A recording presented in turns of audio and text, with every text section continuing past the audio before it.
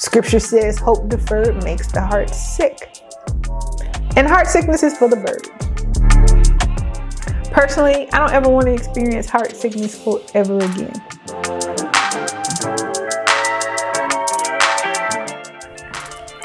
Hello, good people. This is Joanna with the Harmonious.Balance channel. And you know, if there is one thing that can throw me off balance or off kilter, it's when life makes me question my faith. So today I want to talk with you about one of my faith struggles, grappling with unfulfilled desires. Now, I probably would have done this video at some point, but this is actually follow-up to the video series about God's will. It turned out to be a two-parter, so if you haven't watched it, please give both videos a watch or put your headphones, AirPods, earbuds, whatever you have. Give it a listen if you can't sit down and watch. One thing I want to say before getting into the meat of the topic is it's not my intention to come across as an expert. So if it seems as if I'm trying to paint myself as one on the faith front, then please come to know that is not the case. This is called my faith struggles. Some of the struggles I share are present day struggles, and some of what I share are struggles that I've resolved. I share because I believe I have a different perspective to offer and to start conversation, voice experiences, thoughts, and feelings that might actually be relatable. And if along the way it turns out to be helpful, then I'm truly grateful. So, dealing with unmet desires. Now, I don't know anyone that has gotten every single thing their heart has ever desired. And even if someone has, I'm sure that person has some interesting stories to tell about how all that happened for them.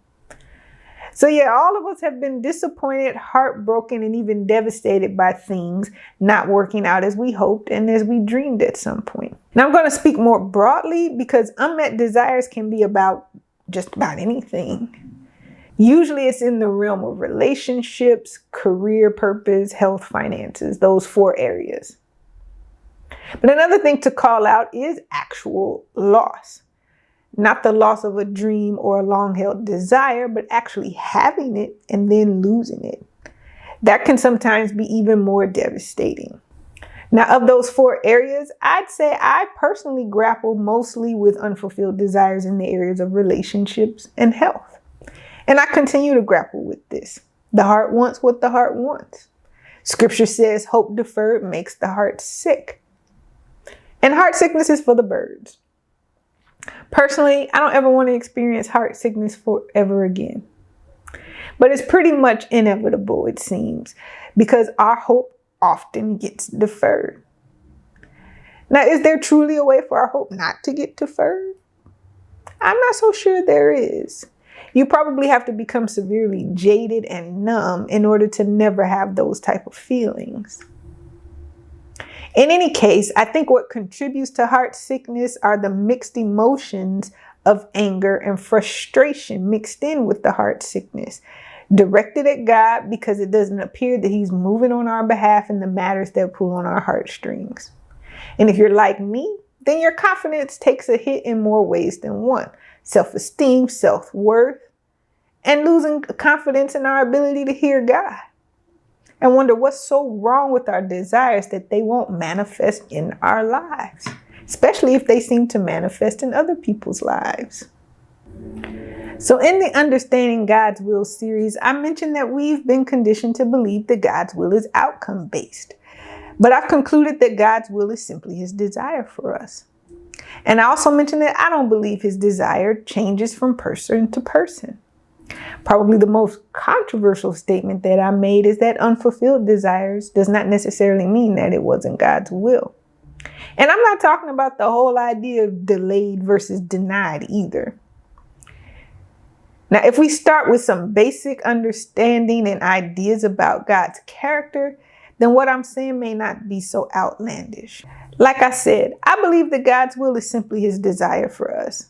Scripture also says He will not withhold anything from us. God has absolutely no problem with us having our sincere heart desires. And if He is not withholding anything, then God is not the problem. Now, me saying that doesn't necessarily default back to us being the problem, us as in the ones holding the desires, that we're actually doing something wrong.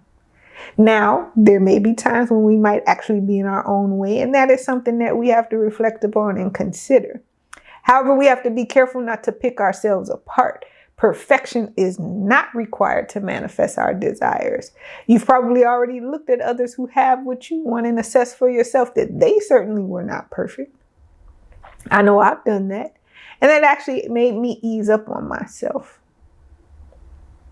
So if God is not the problem and we're not the problem, then what is the problem?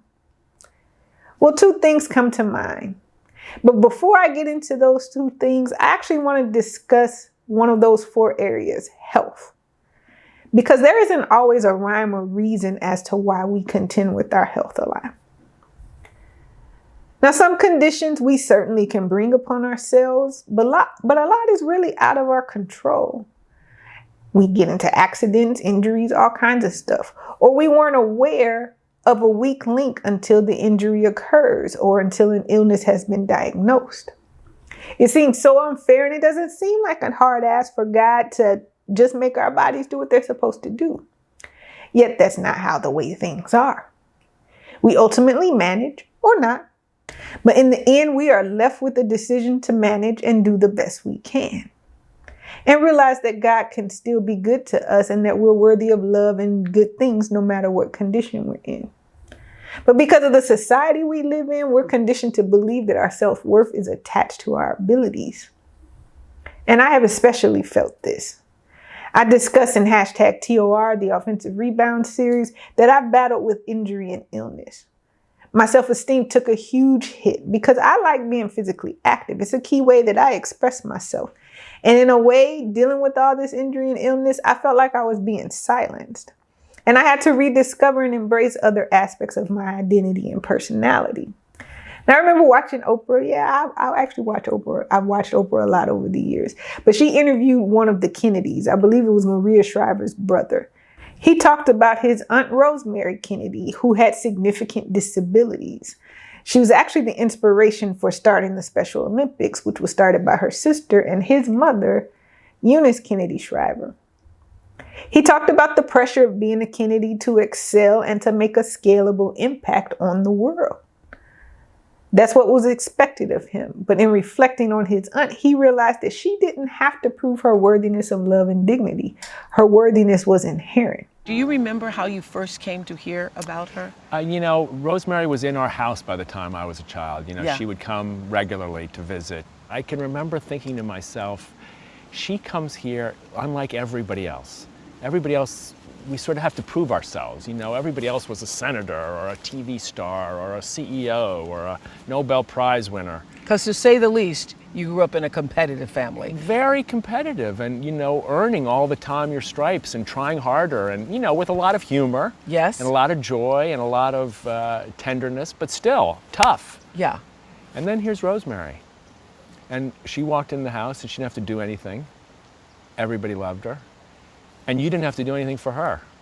And she'd sit with you and talk to you, play games, swim, walk. No earned So she love. didn't have to do anything. I love that. She didn't have to do anything to prove that she mattered. That's it. Or that she was worthy. And that's, to the extent any one of us learns that, I think we have the key, the first steps in feeling fully alive and feeling really that our souls are free. So it made me think of my own sister who is deaf and has other special needs. She's no less worthy than any able-bodied individual. The ultimate lesson is that we can still experience the goodness of God. Our spirit can still thrive even when our flesh is weak. And that could lead to having a remarkable life. And many people derive purpose from their health battles. We see this all the time. We also see those with terminal illness thrive because many times they actually come to know God in a whole nother way, to a point that death is not even something to fear, but actually it can be embraced. Now, I know I just said a lot. I think the best way to sum it all up is God's goodness is not confined to our societal norms and standards. And when it comes to our physical health matters, our spirit can transcend all of our physical limitations and make us even more beautiful. So far this has actually been pretty long. So I'm going to come back again with yet another part 2 to address the question that I mentioned earlier. If God is not the problem and we're not the problem, then what is the problem? I said 2 things come to mind, and I'm going to talk about those 2 things in part 2. I promise.